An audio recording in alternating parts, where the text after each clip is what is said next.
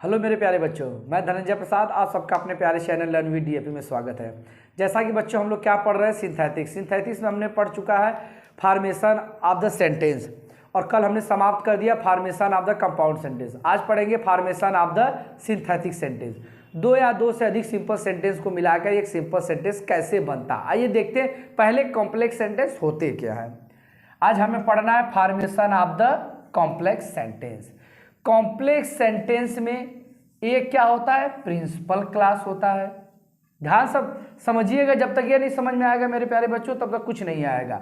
एक principal class होता है, अब बाकी उसके अलावा जो बचता है शेष, उसी को हम बोलते हैं सबऑर्डिनेट क्लास होते हैं। क्लियर हो गया कि जब भी हम एक कॉम्प्लेक्स सेंटेंस देखते हैं, कॉम्प्लेक्स सेंटेंस में एक हमारा प्रिंसिपल क्लास होता है, अन्य सारे जो होते हैं वो सबऑर्डिनेट क्लास होते हैं। इसीलिए दो या दो से अधिक सिंपल सेंटेंस को जोड़ते समय, जब दो या दो से अधिक सिंपल सेंटेंस को मिला के ही नहीं बनाए थे, दो या दो से अधिक सिंपल सेंटेंस को मिला के एक सिंपल, दो या दो से अधिक को मिला के कंपाउंड, अब दो या दो से अधिक मिला के एक कॉम्प्लेक्स बनाना है। तो बोल रहा है दो या दो से अधिक सेंटेंस को जोड़ते समय यह आवश्यक है कि दिए हुए सिंपल सेंटेंस में से, दिए हुए दोनों सिंपल सेंटेंस है, दोनों में से कोई मिलाई की बनाना है कॉम्प्लेक्स, तो दिए हुए सिंपल सेंटेंस में एक को प्रिंसिपल क्लास, एक को प्रिंसिपल क्लास और तथा अन्य वाक्यों को हम सबऑर्डिनेट क्लास में बदल देते हैं। ये बदलना चाहिए, समझ में आ गया। और यह बदलने के तीन प्रकार है। सबऑर्डिनेट क्लास तीन प्रकार के होते हैं। कितने? तीन प्रकार के। पहला होता है नाउन क्लास, दूसरा होता है एडजेक्टिव क्लास, तीसरा होता है एडवर्ब क्लास। तो आइए सबसे पहले हम देखते हैं नाउन क्लास क्या होता है, इसे नोट डाउन करिए। पहला देखते हैं मेरे प्यारे बच्चों नाउन क्लास। क्या है नाउन क्लास? आइए इसे ध्यान से देखिए। नाउन क्लास वाक्य में संज्ञा का कार्य करता है। जो नाउन क्लास है, जैसा कि आप हिंदी में बचपन से पढ़ते आ रहे हैं कि नाउन हिज क्या है, संज्ञा है। संज्ञा इसका हिंदी संज्ञा है, किसी वस्तु, व्यक्ति, वस्तु, स्थान के नाम को संज्ञा कहते हैं। या दूसरे वर्डों में कहें तो ब्रह्मांड में कोई भी वस्तु का नाम लीजिए जो संज्ञा है। Noun is the naming word. इसको पहचानने के लिए निम्न तरीके हैं। इसको पहचानने के लिए निम्न तरीके हैं। ये किस रूप में आता है? समूह के रूप में आता है। तो आइए कुछ तीन चार पॉइंट हमने लिखे हैं जिससे ये स्पष्ट हो जाएगा कि ये कैसे कॉम्प्लेक्स सेंटेंस बनेगा। आइए इसे ध्यान से देखते हैं। दिया है कि निम्न शब्दों का प्रयोग करके, निम्न शब्दों का प्रयोग करके, जैसे हाउ का प्रयोग करके, इफ का प्रयोग करके, दैट का, या दैट माने कि WHO वर्ड।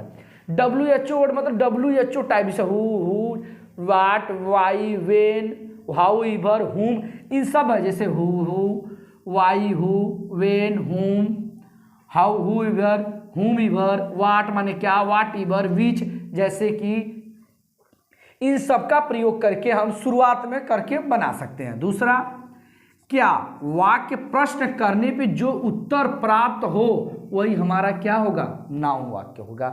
मतलब जिस वाक्य में हम क्या लगा के प्रश्न करेंगे हमें जो उत्तर मिल जाएगा वही क्या होगा? नाउन होगा। ठीक। अर्थ स्पष्ट करने के लिए उसके स्थान पर अपने से कोई भी प्रोनाउन रख दीजिए, ही, यूज, कोई भी प्रोनाउन रख के यहाँ पे यूज करके चेक कर सकते हैं। आइए हम दो एग्जाम्पल के माध्यम से मेरे प्यारे बच्चों इसको समझते हैं।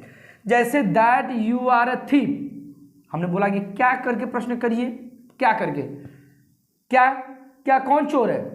तुम।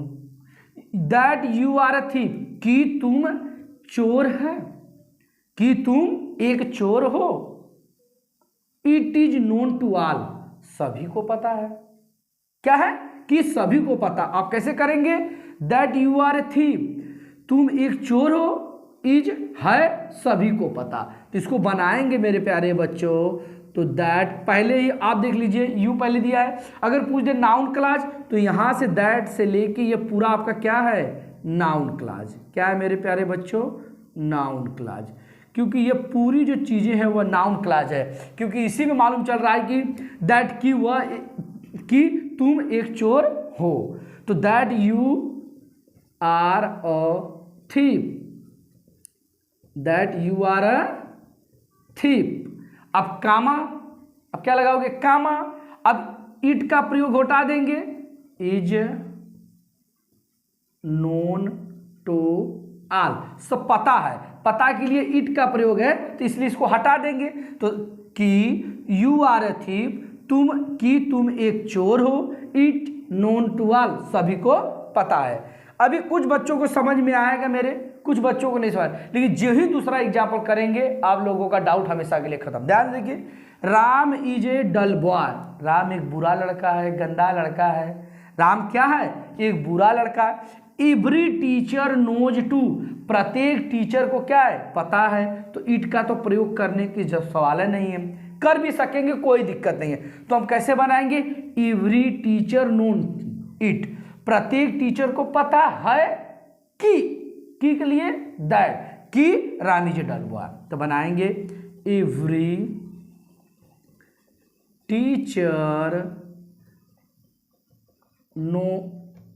एवरी टीचर नोज इट, प्रत्येक टीचर को पता है कि, दैट माने कि Ram is a dull boy, Ram is a dull boy. तो समझ में आ गया मेरे प्यारे बच्चों कि प्रत्येक टीचर को पता है कि राम क्या है? एक बुरा लड़का है। तो ये हमारे प्यारे बच्चों ये था नाउन क्लॉज। आइए नाउन क्लॉज के बाद हम जानते हैं एडजेक्टिव क्लॉज, इसे नोट डाउन करिए। आइए दोस्त प्यारे बच्चों देखते हैं एडजेक्टिव क्लॉज। एडजेक्टिव क्लॉज हमारा दूसरा, हम लोग नाउन क्लॉज पढ़ चुके हैं, ये दूसरा एडजेक्टिव क्लॉज। एडजेक्टिव क्लॉज होता क्या है?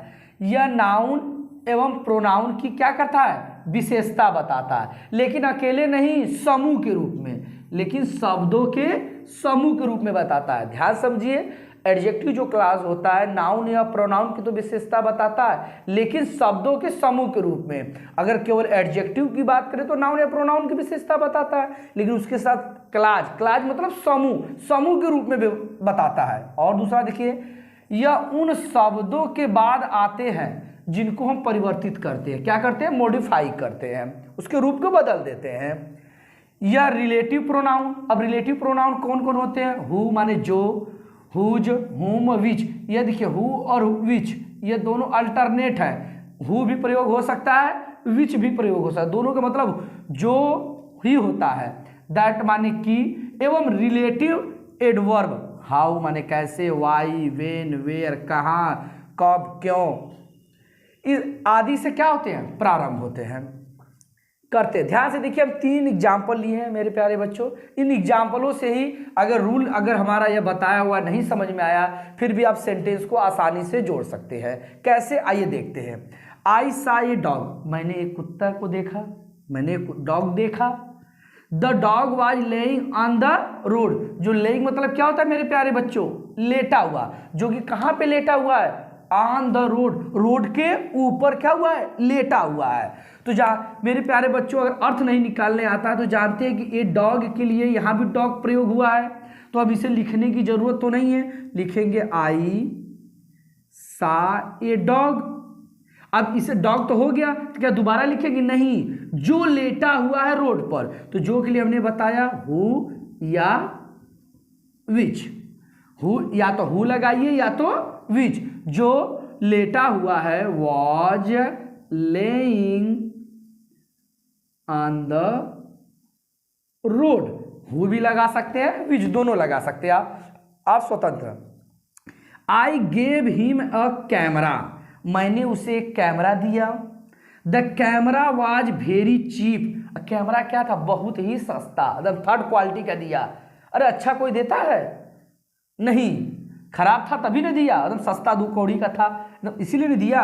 आई गेव हिम अ कैमरा, मैंने उसे एक कैमरा दिया। द कैमरा, अब देखिए यहाँ भी कैमरा, तो इसे लिखने की जरूरत नहीं है, तो आई गेव हिम अ कैमरा, जो या विच, जो क्या था? बहुत ही सस्ता था, वॉज वेरी चीप, जो कि क्या था? बहुत ही सस्ता था। समझ में आ गया मेरे प्यारे बच्चों? आइए लास्ट इसका एग्जाम्पल एक और देख लेते हैं। द मैन वॉज काट, आदमी जो पकड़ा गया।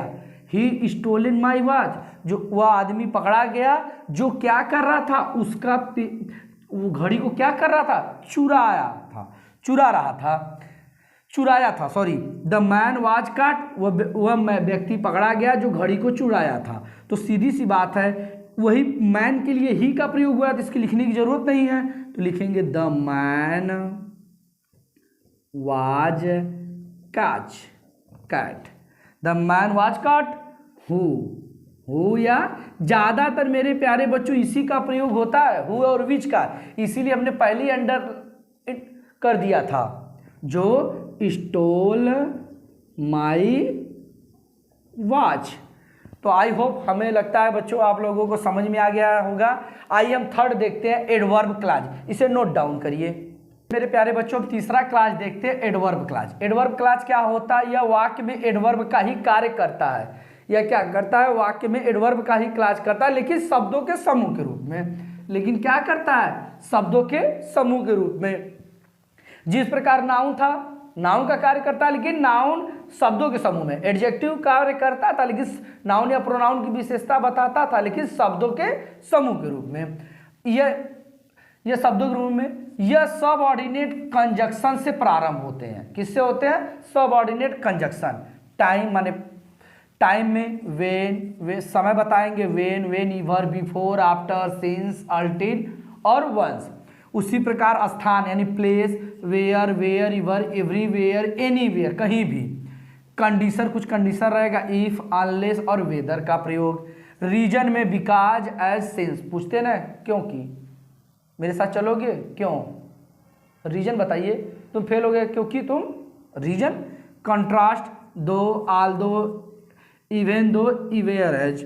कंपेरिजन, तुलना, लाइक, एज इफ, देन। ये जितने वर्ड हैं आपको याद होना चाहिए। टाइम आएगा तो क्या लगाएंगे, ये सब आपको याद होने चाहिए। इसको प्रैक्टिस ज़्यादा करिए। आइए एग्जाम्पल से हम कोशिश करेंगे इसे और आसानी से। आपको अगर याद नहीं तो कैसे बनाएंगे? How, when, where and why से प्रश्न पूछने पर एडवर्ब क्लॉज हमें मिल जाता है। चाहे हाउ से प्रश्न करिए, चाहे वेन से करिए, चाहे वेयर या वाई, क्यों से प्रश्न करेंगे, हमें एडवर्ब क्लॉज मिल जाएगा। वाक्य के शुरू में, मध्य में और अंत में कहीं भी इसका हम प्रयोग कर सकते हैं। कोशिश करेंगे। आई होप जैसा बच्चों हम लोग आसानी से नाउन क्लॉज और एडजेक्टिव क्लॉज पढ़े हैं, आइए उसका एग्जाम्पल हम एडवर्ब क्लॉज का भी उसी आसानी से समझ लेंगे। इसे नोट डाउन करिए, हम इसका एग्जाम्पल आपको बताते हैं। मेरे प्यारे बच्चों, एडवर्ब क्लॉज का एग्जाम्पल के माध्यम से हम समझते हैं। आई वेटेड फॉर राम, मैं राम का इंतजार किया। I waited till him arrived, जब तक इंतजार करूंगा जब तक कि वह आ नहीं गया। तो आइए ध्यान से देखते हैं। हम आई और वेटेड का प्रयोग इन्हीं दोनों के लिए लेते हैं, इसका हम प्रयोग हटा ही देंगे तो क्या हो जाएगा मेरे प्यारे बच्चों? I waited for Ram, Ram मैंने राम का इंतजार किया, टिल मैंने तब तक जब तक कि वह आ नहीं गया, अराइव्ड। आई होप आप लोगों को समझ में आएगा मेरे प्यारे बच्चों। आइए दूसरा एग्जाम्पल देखते हैं। ही इज वीक, वह कमजोर है। वह क्या है? कमजोर है। आई शैल टीच हिम, मैं उसे सिखाऊंगा। रीजन है क्योंकि वह क्या है? कमजोर, बिकॉज। तो लिखेंगे आई शैल टीच हिम, मैं उसे सिखाऊंगा क्योंकि, बिकॉज ही इज वीक, क्योंकि वह क्या है? कमजोर है। आई होप समझ में आ गया होगा। थर्ड, हम 4 एग्जाम्पल लिए, आई होप आप लोगों को अच्छे समझ में आएगा। ही इज पुअर, वह क्या है? गरीब है। He is honest. अगर हमें डायरेक्ट एग्जाम में अगर दे दिया जाता तो अभी हम जस्ट इसका पढ़ाए थे कंपाउंड सेंटेंस, तो आराम से बना लेते। ही इज पुअर एट, फिर भी वह क्या है? ईमानदार है। तो आल्दो, यद्यपि वह गरीब है फिर भी वह क्या है? ईमानदार है। तो आल्दो, यद्यपि ही इज पुअर, यद्यपि वह गरीब है, ही इज, फिर भी ही इज ऑनेस्ट, वह क्या है? ईमानदार है। यद्यपि वह गरीब है फिर भी क्या है? ईमानदार है। आइए नेक्स्ट देखते हैं। सीता इज ब्यूटीफुल, सीता क्या है? एक सुंदर है। सीता क्या है? सुंदर है। पूजा इज इक्वली ब्यूटीफुल, पूजा भी क्या है? उतनी ही सुंदर है जितना सीता। तो जितना, जितनी, तुलना के शब्द हमने पढ़ाया था इसके पहले एज, क्या प्रयोग करते हैं? एज। तो लिखेंगे मेरे प्यारे बच्चों, Pooja is as beautiful beautiful as Sita is, as Sita is. Pooja is beautiful, Pooja सुंदर है जितना कि सीता है। तो मेरे प्यारे बच्चों, आई होप आप लोगों को यह कॉम्प्लेक्स सेंटेंस तीनों क्लास समझ में आ गया होगा। आगे नेक्स्ट क्लास में मिलते हैं। चलिए आज के लिए इतना ही। Thank you so much.